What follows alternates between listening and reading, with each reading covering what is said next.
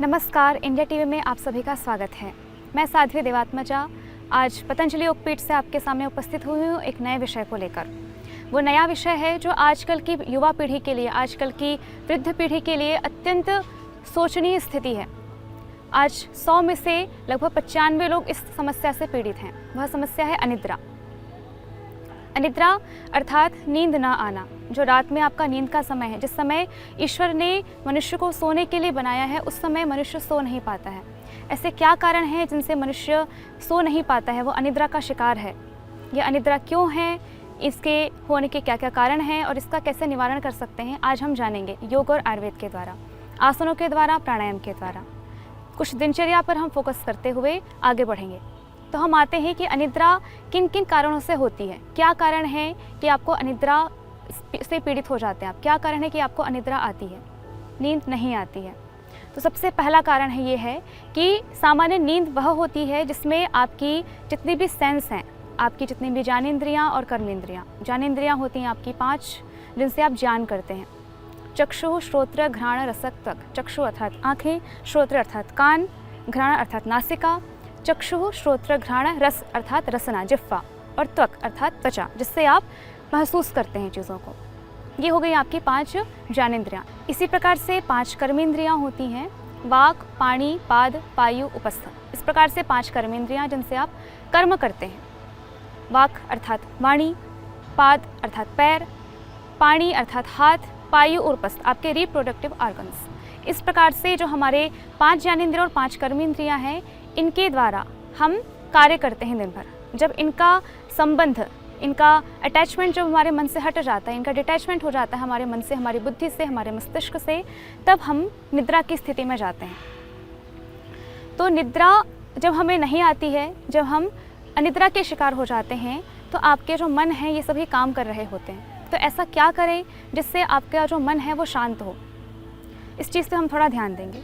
तो पहले हम थोड़ा देखते हैं कि निद्रा हमें नहीं आती, हम अनिद्रा के शिकार क्यों होते हैं। ऐसा क्या कारण है जिससे व्यक्ति रात में समय पे सो नहीं पाता है, या सोया हुआ है बेड पे, आपका पूरी 2, 3, 4 घंटे चले जाते हैं पर आपको नींद नहीं आती है। तो मेन कारण ये है कि आज का जो मनुष्य है वो इतना ज़्यादा बाह्यमुखी हो गया है, इतना ज़्यादा कार्यों में संलग्न हो गया है कि वो अपने मन के लिए, स्वयं के लिए समय नहीं दे पा रहा है।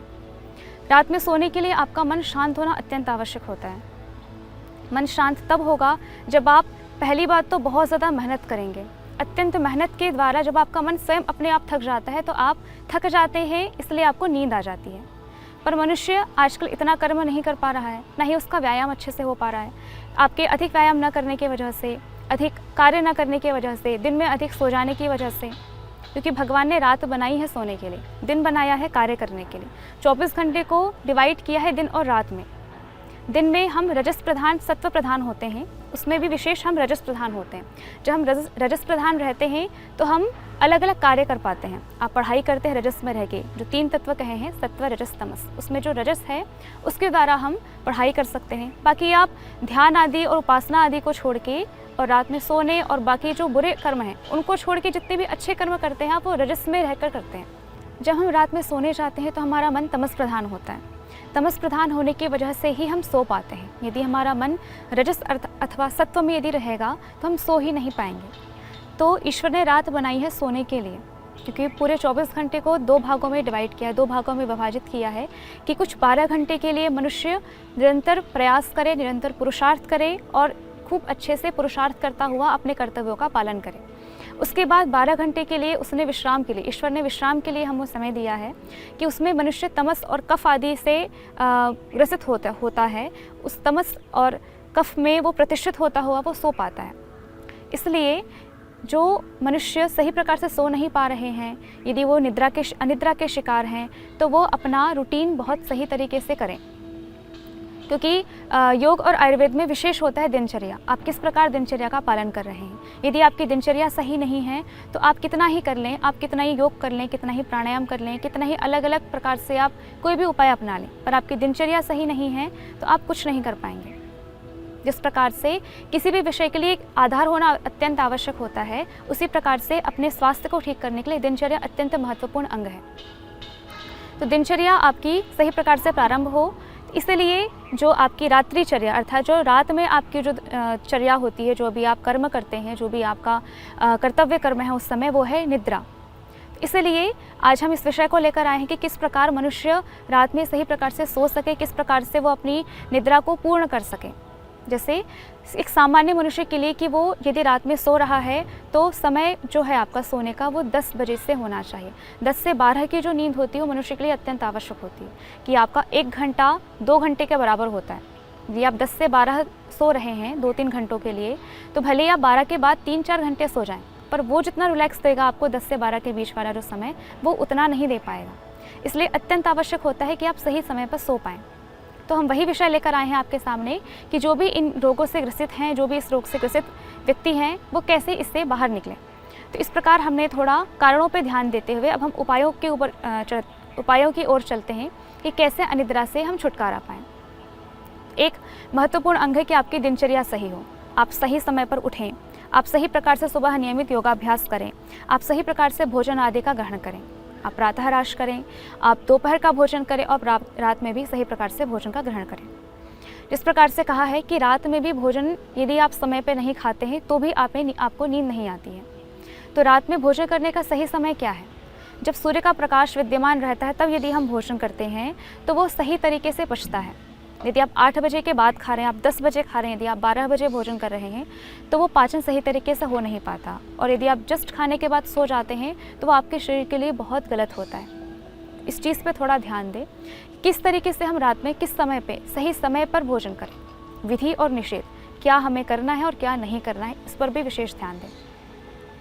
तो अनिद्रा के लिए आप क्या क्या उपाय अपना सकते हैं, किन किन औषधियों के द्वारा, किन किन घरेलू उपचारों के द्वारा आप औषधि के द्वारा इस अनिद्रा के रोग से दूर हो सकें। तो सबसे पहला उपाय ये है कि आप योग प्राणायाम के द्वारा इसको ठीक करें। जैसे हम सामान्य प्राणायाम पे विशेष फोकस करेंगे कि प्राणायाम अत्यंत आवश्यक होते हैं। जब मन हमारा शांत होता है, ज्ञानेंद्रियों और कर्मेंद्रियों से जब मन हमारा डिटैच हो जाता है तो मन हमारा शांत हो जाता है, तब स्थिति आती है निद्रा की। तो जब आप सही प्रकार से प्राणायाम आदि करेंगे तो आप मन को कंट्रोल करने की जो क्षमता होती है, जो स्थिति होती है, जो स्किल होती है, उसको आप ग्रहण करेंगे। धीरे धीरे आप एकाग्रता कैसे प्राप्त करें, मन को कैसे वश में करें। जब आप चाहें तो मन आपका उस विषय में लगे, जब आप न चाहें तो उस विषय से हट जाए। जैसे कहते हैं कि मन को साधना, मन को एकाग्र करना, मन को वश में करना, कंट्रोल करना बहुत मुश्किल है, पर ऐसा नहीं। एक उदाहरण से मैं आपको समझाती हूँ। जैसे आप एग्ज़ाम हॉल में बैठे हैं और उस समय आपके सामने परीक्षा पत्र रखा हुआ है, तो उस समय आपके मन में ये नहीं आता कि मैं कहीं बाहर चली जाऊँ, मैं कुछ खाने चली जाऊँ। उस समय आपके लिए वो सारी चीज़ सेकेंडरी होती हैं। फर्स्ट ये है आपके लिए कि मैं किसी भी तरीके से 3 घंटे में वो क्वेश्चन पेपर पूरा सॉल्व करूँ। उस समय आपका मन कहीं नहीं जाता है। तो ये इसके द्वारा ये एक सामान्य उदाहरण आपको दिया गया है कि यहाँ पे भी आप ना चाहते भी आपका मन कंट्रोल में रहता है। जब थोड़ा भी इधर उधर जाता है कि आप सामने देखने लगे तो फट से दिमाग में आता है ना कि नहीं हमें तो क्वेश्चन पेपर सॉल्व करना है। इस प्रकार से आप नॉर्मल दैनिक रूटीन में भी, आप डेली रूटीन में भी आप देख सकते हैं कि आप इस तरीके से मन को कंट्रोल कर सकते हैं। तो मन को वश में करना इतना भी कठिन नहीं है जितना इसको बताया गया है। तो इस प्रकार से आप योग के द्वारा, प्राणायाम आदि के द्वारा कैसे आप मन को एकाग्र करें, तो उसके लिए विशेष प्राणायाम होते हैं कि आप कपालभाति, अनुलोम विलोम, भ्रामरी और उद्गीत प्राणायाम करें। तो कैसे कैसे करते हैं कपालभाति और अनुलोम विलोम। कपालभाति सामान्य आपको किसी भी एक इच्छानुसार किसी भी मुद्रा का चयन करना है। जैसे अलग अलग प्रकार की मुद्राएं होती हैं। तो जैसे हमारी 5 उंगलियां हैं, अंगूठा, तर्जनी, मध्यमा, अनामिका और कनिष्ठा। इन 5 उंगलियों के द्वारा अलग अलग प्रकार की मुद्राएं बनती हैं। तो सामान्य आप अपनी पहली अंगुली, इंडेक्स फिंगर को अंगूठे के मूल में जब आप लगाते हैं तो ये वायु मुद्रा बनती है। सामान्य इसे ही आप जब शुरू से ऐसे लगा देते हैं अंगूठे और अंगुली के छोर से, तो वो ज्ञान मुद्रा होती है। तो सामान्य ज्ञान मुद्रा में बैठ करके आप आंखें बंद करके आप हर एक सेकेंड के लिए फोर्सफुली श्वास बाहर छोड़नी है आपको और पेट अंदर करना है। जैसे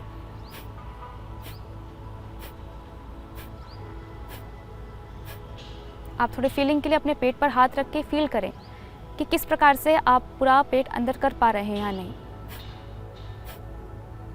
इस प्रकार से आप कपालभाति प्राणायाम कर सकते हैं। जब आप ऐसे 5 मिनट 10 मिनट लगातार करेंगे तो आपकी एकाग्रता में इजाफा होगा। इसी प्रकार से आप जब इसे आधा घंटा 1 घंटा करेंगे तो एकाग्रता में और वृद्धि होगी और जो आपकी अनिद्रा वाली स्थिति है जिसमें आपका मन शांत नहीं हो पा रहा है, आप सो नहीं पा रहे हैं, उस स्थिति में आप थोड़ा हेल्प कर पाएंगे कि आप अपने मन को थोड़ा सजेस्ट करें, अपने मन को थोड़ी कमांड दें कि आप सोने जा रहे हैं। इस प्रकार से कपालभाति के अलावा आप अनुलोम विलोम प्राणायाम भी कर सकते हैं। हाथों से आप वायु मुद्रा बनाते हुए अनुलोम विलोम प्राणायाम कि आपने बाकी अपनी फिंगर्स के द्वारा अपने बाईं नासिका की ओर से आपने बंद किया और दाईं ओर से आपने श्वास ली। थोड़ी देर होल्ड करके फिर धीरे से आपने जहाँ से श्वास ली थी उसे पैक किया और दूसरे साइड से आपने श्वास बाहर छोड़ी।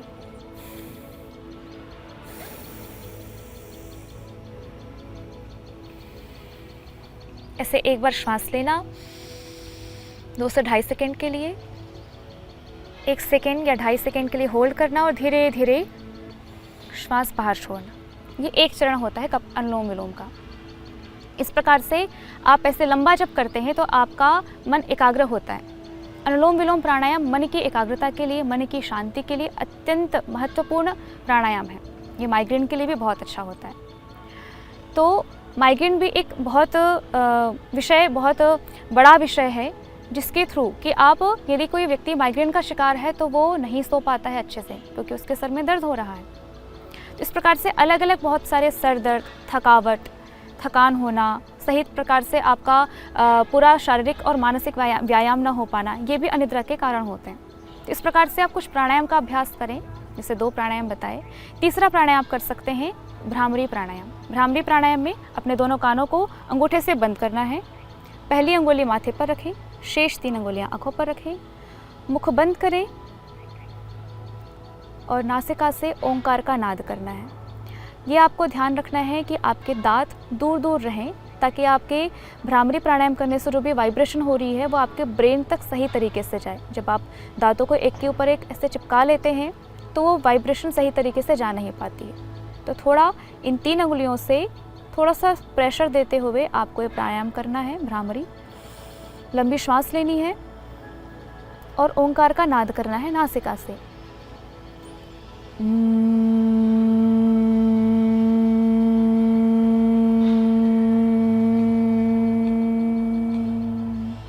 ऐसे ही श्वास भरते हुए फिर से करेंगे।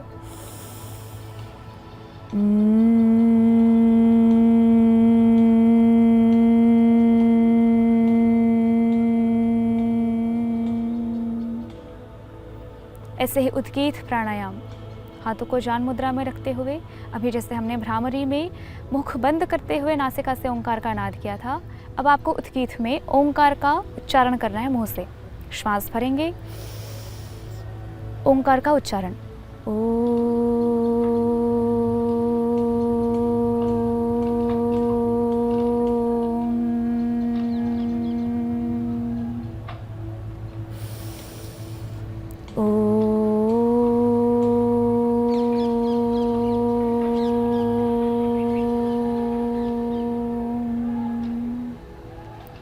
इस प्रकार से जब आप लंबा भ्रामरी और उद्गीत प्राणायाम करते हैं तो आपका मन सहज ही शांत होता है।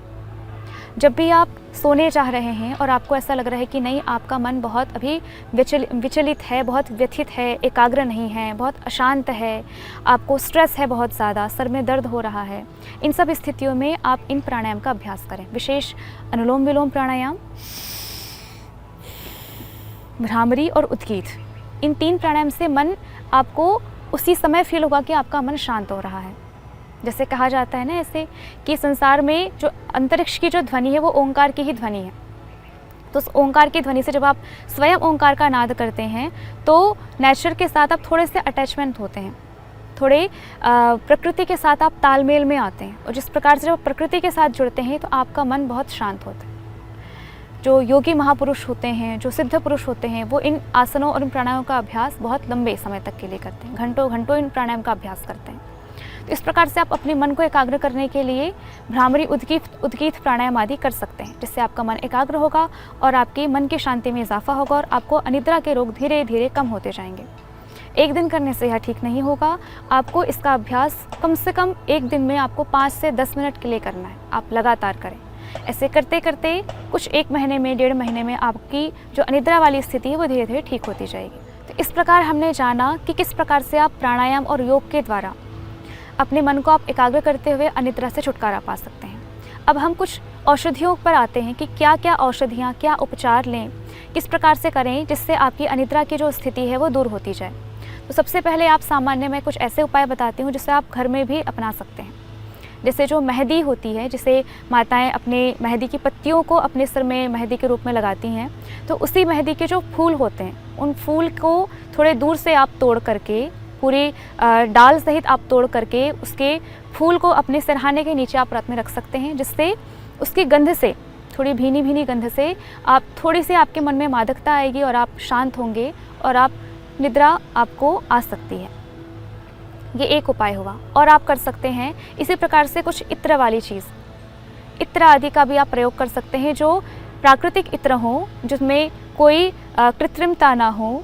गुलाब आदि के जो इत्र होते हैं उनका भी आप प्रयोग कर सकते हैं, जिनके द्वारा आपका मन थोड़ा शांत, थोड़ी आपको खुशी मिलेगी, तो उससे भी आपकी जो अनिद्रा वाली स्थिति है वो कम होगी।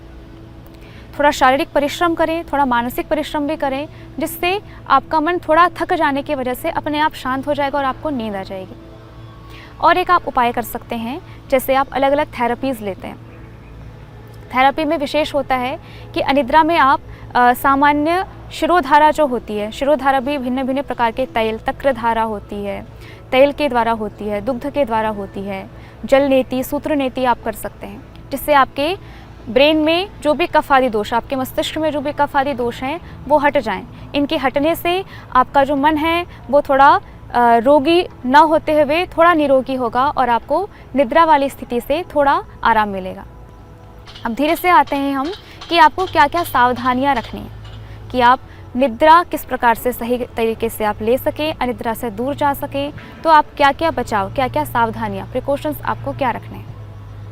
तो आपको ये ध्यान रखना है विशेष कि आप बहुत ज़्यादा बहुत शोरगुल वाले स्थान पर, बहुत ज़्यादा आसपास जहाँ पर ईर्ष्या, द्वेष, काम, क्रोध, लोभ, मोह वाली जो ज़िंदगी है उससे थोड़ा दूर हटें, थोड़े अंतर्मुख हों, थोड़े अपने स्वयं के अंदर प्रतिष्ठित हों, अपनी अच्छी पुस्तकों का स्वाध्याय करें। इस प्रकार से आप धीरे धीरे थोड़ा मन को शांत कर पाएंगे। जब मन शांत होगा तो अनिद्रा की स्थिति आएगी ही नहीं। आप ये प्रयास करें कि जब कई बार आपकी दिनचर्या रूटीन जब बार बार चेंज होती है कि आज आप 10 बजे सोए, कल आप फिर 12 बजे सो रहे हैं, आप रात में देर तक सो के सुबह देर तक उठ रहे हैं, तो इस प्रकार से दिनचर्या के अनबैलेंस होने की वजह से भी आप अनिद्रा के शिकार होते हैं। इसलिए प्रयास ये करें कि अपनी दिनचर्या को एक शेड्यूल बनाकर रखें, एक सही स्थिति, एक सही timing and target based working पे काम कीजिए। जब अनिद्रा लंबे समय तक रहती है, जब अनिद्रा का इस प्रकार से बहुत लंबे समय तक जब रहना होता है तो वो एक गंभीर समस्या से आप पीड़ित हो सकते हैं। इसलिए इस समस्या को बहुत छोटा ना समझते हुए, बहुत ही ध्यान देते हुए इसका उपचार करें। आप सोने जा रहे हैं और आपके 2-3 घंटे बीत गए, आपको नींद नहीं आ रही है, तो उस समय पे आप थोड़ी हीलिंग म्यूज़िक आप चला सकते हैं, बैकग्राउंड म्यूज़िक, जिससे आपका मन थोड़ा शांत होगा। इस प्रकार कुछ नए उपाय अपनाते हुए आप अनिद्रा से दूर हट सकते हैं। इसके बाद हमने कुछ सावधानियां देखते हुए हम थोड़े आगे चलते हैं कि आप और क्या क्या अभ्यास कर सकते हैं इसको ठीक करने के लिए। तो कुछ एक्यूप्रेशर पॉइंट्स हैं कि आप अनिद्रा आपके होने पर आप कौन कौन से पॉइंट्स थोड़े प्रेस कर सकते हैं। अपने भौहों के शुरुआत में, जहाँ पर आपकी भौहें शुरू होती हैं, यहाँ पर दोनों ओर से आप प्रेस कर सकते हैं अपने अंगूठे से, ऐसे।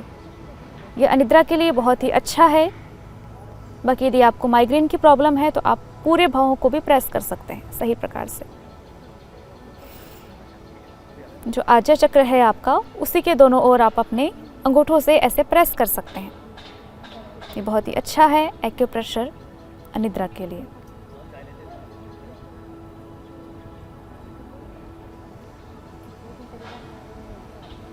तो ऐसे थोड़े आप इसका एक्यूप्रेशर करते हुए, ये भौहों का हुआ, आपके फेस पर ऐसे ही एक्यूप्रेशर जो अनिद्रा के लिए है, आपने अपने पैर के कुछ पॉइंट्स आपको प्रेस करने हैं। पैर के अंगूठे के किनारे वाले भाग पर आप ऐसे एक्यूप्रेशर कर सकते हैं। आप स्वयं से भी करें, किसी के द्वारा करवाएं। एक्यूप्रेशर का जो सही तरीका होता है कि आप अपने अंगूठे के ऊपर वाले भाग से आप कुछ देर के लिए इसे प्रेस करें। ऐसे कम से कम 5 से 10 सेकेंड के लिए आप एक बार थोड़े से प्रेस करते हुए, किसी दूसरे के द्वारा यदि आप एक्यूप्रेशर करवाते हैं तो उसका ज़्यादा लाभ मिलता है। तो ऐसे आप एक्यूप्रेशर पॉइंट को थोड़ा ध्यान देते हुए आप प्रयास कर सकते हैं और डेली आप अपनी दिनचर्या में जो भी आप सही तरीके से अपनी दिनचर्या को ठीक करें, अपने योगाभ्यास को बढ़ाएं, प्राणायाम आदि को बढ़ाएं, जिससे आप इन समस्याओं से घिरे ना, क्योंकि अत्यंत गंभीर समस्या है। इस प्रकार से आप धीरे धीरे अपनी रूटीन को ठीक करते हुए आप आगे बढ़ सकते हैं, अपनी अनिद्रा वाले रोग को ठीक कर सकते हैं। अगली बार उपस्थित होंगे किसी नए विषय को लेकर, तब तक के लिए प्रणाम।